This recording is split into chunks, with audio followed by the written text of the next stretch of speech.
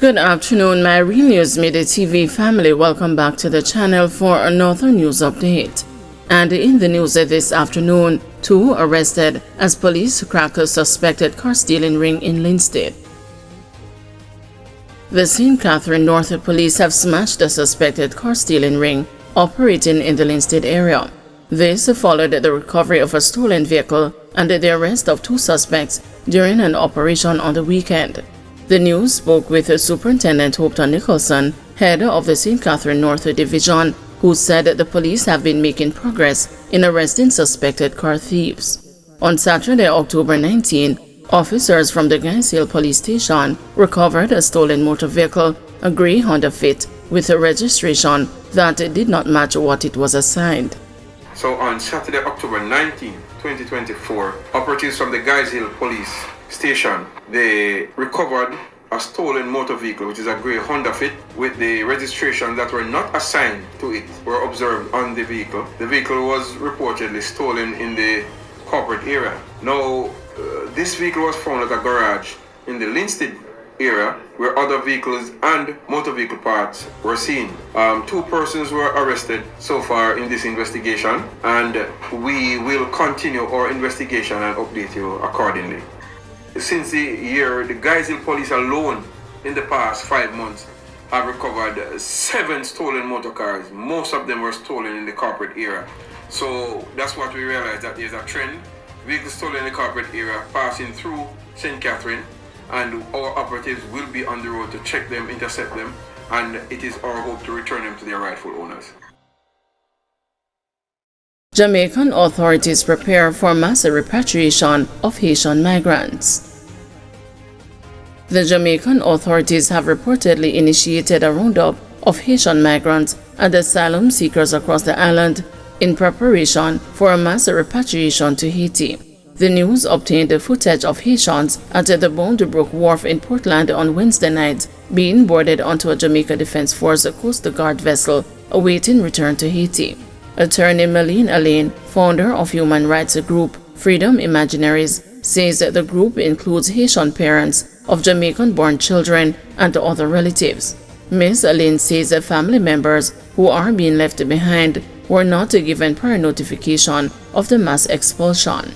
And, the family members who are being left behind didn't get even the dignity, of an opportunity to say goodbye. And so we are receiving frantic calls from Jamaican family members wanting to know the location of their relatives and what will happen. And so I will repeat what I've always said, which is that we are now facing a rupture in the rule of law, a serious rupture in the rule of law, and the government has to be held to account. We need an investigation into the operation that's taking place today, and that investigation must include the numbers of families that have been separated, including children who are now left without their parents. Man in custody in suspected case of animal theft. The St. Catherine North Police on Tuesday captured a man suspected to be involved in predial larceny. Superintendent Hopton Nicholson, head of the St. Catherine North Division, says the suspect was taken into custody after the police intercepted a vehicle transporting stolen animals. Reports are that on October 22, sometime after 5 p.m., the police signaled a motorist driving a Toyota Corolla Axio to stop in the vicinity of Marchman Road. A Toyota Corolla Axio motor car was signaled to stop by the police in the vicinity of Marchman Road in Spanish Town.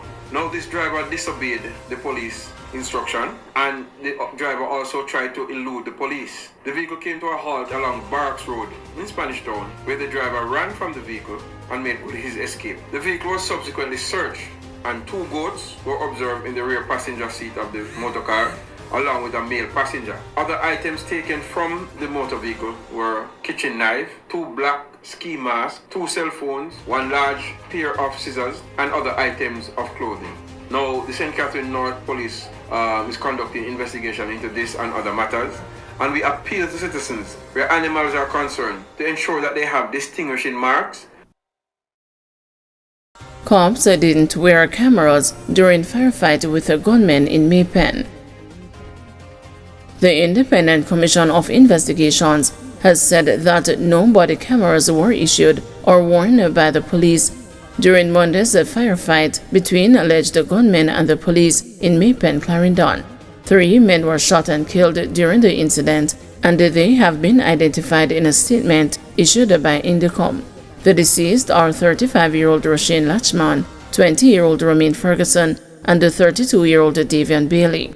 According to Indicom, the police reported that a white Toyota Probox was signaled to stop and their instructions were disobeyed. A police chase ensued and there was an exchange of gunfire. The commission said that it was further alleged that the vehicle crashed and the 5 men exited. 3 men were subsequently found suffering from what the commission said were gunshot injuries. The wounded men were transported to the Maypen Hospital where they were pronounced dead. Police have said that those killed in the shootout were men wanted for various offenses in the parish. Meanwhile, the shooting incident involved the members from the Area Fugitive Apprehension Team, Indicom informed. A 9mm pistol was recovered from the scene. The commission said the incident scene was examined, processed, and the evidential material recovered was packaged. A post-mortem is to be conducted at a later date on the bodies of the men. Initial accounts of the incident were provided by the concerned officers. The officers further reported that no body-worn cameras were issued or worn during the incident, Indicom stated. Acting DPP gets extension. Acting Director of Public Prosecutions, Claudette Thompson, has been granted a 6-month extension in the job. The extension was approved by the Public Service Commission and it took effect on Tuesday, Thompson confirmed on Thursday. Thompson's substantive position is Senior Deputy DPP.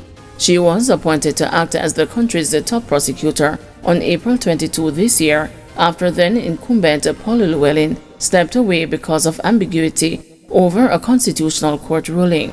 The Constitutional Court ruled in April that an amendment to the Constitution that purportedly allowed Llewellyn to elect to remain on the job was null and void and of no legal effect. A ruling by the Court of Appeal clarifying the issue is expected soon. Pregnant woman hit with hammer in belly. Senior Parish Judge Sanche Burrell reprimanded a 24-year-old woman for attacking and assaulting a pregnant woman with a hammer. The defendant, Tani Scott, is alleged to have choked the pregnant woman and also damaged the door and a cell phone. Prosecutors in the Kingston and the St. Andrew Parish Court shared that on September 26, Scott went to her baby father's home and asked the pregnant woman, who is his current partner, about clothes for her 4-year-old child. The pregnant woman told Scott to direct the queries to the child's father, and soon after, a tussle ensued between the women. Scott, the court heard, grabbed the pregnant woman by her hair and said, "Come here, girl," then proceeded to choke her. She then grabbed a hammer, hitting the pregnant woman in her stomach. It is also alleged that the man's mother intervened and was hit in the thigh with a hammer. The man's younger sister's phone was also damaged in the melee. The child's father, who was not at home during the incident, alleged that Scott damaged the door. "What you did was very cruel and irresponsible. You could have been in more trouble than what you are in right now," the senior jurist stressed. Scott pleaded guilty to 2 counts of assault, occasioning actual bodily harm, and 1 count of malicious destruction of property. She continuously makes threats from 2020, the male complainant said, noting that he and Scott are involved in matters in the corporate area family court. He said that he was not minded to resolve the issue at mediation and preferred to go to trial. "She's not been forgiven for her immaturity, so let's go to trial. Things are going to get bad after today," Burrell said to the former couple. Despite the initial reluctance, the matters were referred to on-spot mediation, where Scott agreed to compensate the pregnant woman $9,150. To the male complainant's mother, she paid $15,811. Scott agreed to replace the damaged cell phone. However, she refused to compensate her child's father for the door. The trial with the child's father, where Scott is charged with malicious destruction of property, is expected to commence on May 21, 2025. Guys, thank you for watching. See you this evening at 6 p.m. for another news update.